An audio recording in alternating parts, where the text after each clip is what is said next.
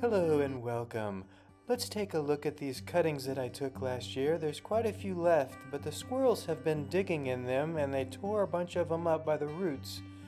Now this is a walnut tree that the squirrels planted, and that's what they were up to, is planting walnuts in my green giants. So that's kind of neat. You can see the walnut there, and I'm going to save that.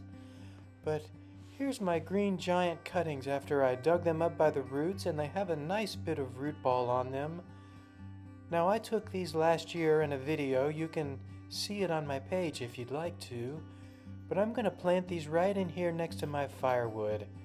So it's time for these things to get in the ground. They've been hanging around all fall and all winter, and I've lost several of them due to the squirrels. But first, let's answer the main question that I get asked over and over again in the comments. Everyone wants to know, how far apart should I plant my green giant arborvitaes? Well, my green giants are only 3 feet apart, and they are a little bit too close. I've answered this question multiple times in the comments. If you watch my videos, you can read the comments and find all kinds of answers. But as I mentioned, my plants are only 3 feet apart, and that's fine for the first 4 to 5 years, but once they start getting 5 to 10 years old, they will start overlapping a little bit, and the branches will grow into each other, but that's okay because it makes a nice thick privacy hedge. Now, if you really wanted to have stately individual trees and have them kind of spaced out a little bit and not really touching, you would need to go probably 6 feet or more to get that kind of effect. For me, I wanted privacy and I wanted it fast, so I just put them 3 feet apart, and now that they're large, they are overlapping, but they're still very healthy and just doing very lovely. So here I am now, and I'm putting these plants right here next to my firewood, and hopefully they don't get stomped on throughout the year. I just needed to get them in the ground, so I'm going to stick them right here. And I didn't even measure, I just kind of eyeballed about 3 feet apart, and I'll trim these green giants as they grow and keep them in a nice conical cone shape. And for at least the next 5 or 6 years, they will be just fine right here. Now once they start getting over 12 to 15 feet tall, they will start to be a little bit large for that area, but again, that's going to be 7 or 8 years down the road probably. So I'm not worried about it yet. I'm going to go ahead and just get them in the ground, and I take cuttings every year. So you'll see here in a minute, I'm going to take some more cuttings today. But because I take so many cuttings, I can just tear those out and put fresh ones in if I like, or move them around or whatever I like. If they start getting too big, I could dig them up and move them later. It's important now just to get them in the ground and give them a nice little place to grow. So, as you can see, these are nestled right in here behind a fence and right behind my house, and this area stays kind of shaded. Now, green giants like to have some sun, so these plants may grow a little bit slower than plants that would get full sun or a nice 6 to 8 hours of direct sunlight each day. But that's okay. There'll still be some nice plants in the shade here, and I'll show you in a minute the difference you might be able to see in my line of arborvitaes. The ones that are in the shade have grown considerably slower than the ones that are in direct sunlight. So we'll plop these little baby plants down right here and let them get a nice little happy home, and if they grow slow, that's okay. They get a few hours of sunlight each morning, and they'll just be happy little trees as they grow up there. And I'll just take my time and trim them up and let them do whatever they like to do, because I have plenty of cuttings. So each year I can add to my collection, and I'm already out of space to plant more trees, so the more cuttings I have to find space for them, and I'll just grow them up in planters for a couple years maybe, and I could put them in my front yard or in other spots. But that's what I'm doing. I just always kind of take little cuttings and just keep them growing and growing and growing. this is all I do when I plant my arborvitae. I put them in a nice little hole with some potting soil and give them some water, and that's all it takes. They're very hardy trees, and they will slowly just take off and have a nice little happy life here.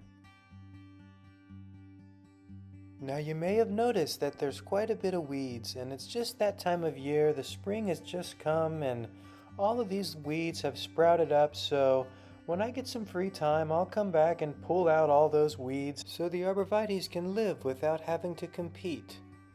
Now, we're moving right along, and speaking of walnuts, if you watched my walnut video where I had to cut down a walnut tree, that's the same tree that the squirrels were collecting nuts from and digging up all my bushes. But when I cut the tree down, it did fall into my arborvitaes just a little bit and broke a few branches off. So now I wanted to come back in and just kind of clean those branches up. I didn't want to leave my trees vulnerable to any pests or insects that could get in those wounds and make themselves at home. When the branches tore, they shredded off and left long strings of tears, and the branches were hanging off, and I wanted to just clean that up some. So I'm coming in here and just making some nice clean cuts and trimming those branches off to where they don't have long tears with open wounds and they can heal better. Unfortunately, I did lose a little bit of space in my privacy hedge, but in the long run, I think this will be more healthy, and they should close back in over the next 2 years, and we'll probably never know that it happened. So I'm going to go ahead and take the initiative and clean these branches up and give a nice clean cut so they have a much healthier chance at life. So you can see the size of some of the branches I lost, and it's kind of a shame, but so is life. Things happen, and they won't go to waste.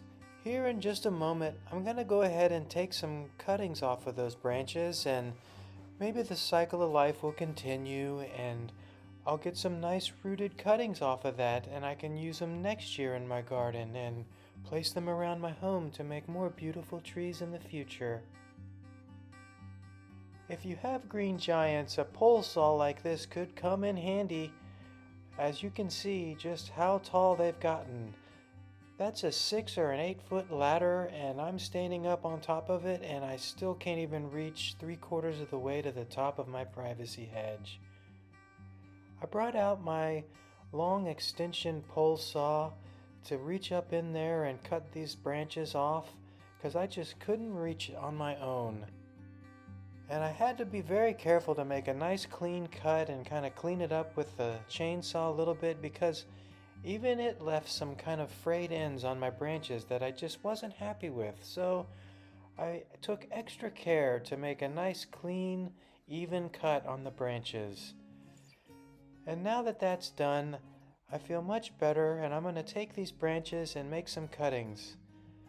So here's a look at the cut that I made, and it's nice and clean and even, and I left those little tiny green branches on there, so perhaps they will grow one day and fill in that area around them.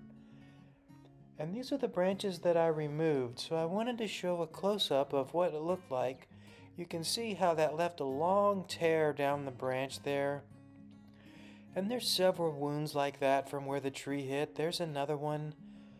And I've seen a lot of beetles around, and with the amount of firewood that I have, there could be a possibility that there could be some type of bark beetle or Asian longhorn beetle that could possibly get into those wounds, and that's what those animals like to attack. Those insects will go for weakened or dying trees.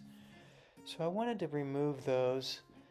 But here's the cuttings that I took from that tree, and I did a experiment this year. There's no rooting hormone on those cuttings. I just wanted to quickly take some cuttings and stick them in the soil, and let's just see what happens. I'll give them some water and keep them in the shade and see if they root. If you watched my video last year, that's that tiny maple tree that I rescued out of a stump, and it has leafed out again this spring. That plant there is the walnut tree that the squirrels planted. There's the new cuttings. And here's the other maple trees that I took last year and I dug up. Now they did fine all year last year, but you can see they're being very late to bloom out here in the spring.